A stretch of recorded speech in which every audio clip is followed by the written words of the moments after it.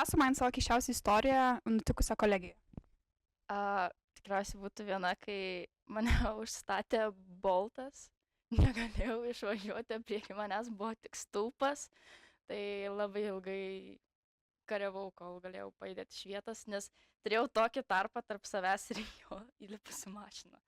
Na tai tokia tikriausiai Bet pavyko. pavyko. Neįbrėžiau.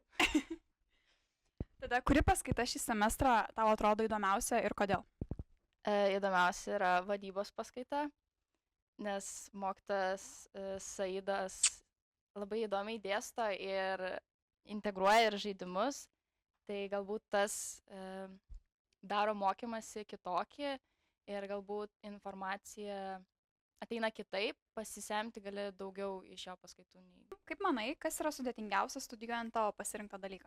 Aš manau, kaip ir kiekvienam dalykui, iš tikrųjų, sudėtingiausias dalykas yra tiesiog tas tęstinumas, išlaikyti tą norą studijuoti ir būti motyvuotas tam. Kur labiausiai mėgsti praleisti savo laisvą laiką per pertraukas? Taip, tai mes dabar esam šioje vietoje, kur yra viena iš mano mėgstamiausių vietų, kur galėčiau praleisti laiką. Ir antra vieta būtų tai šios kolegijos kavukė.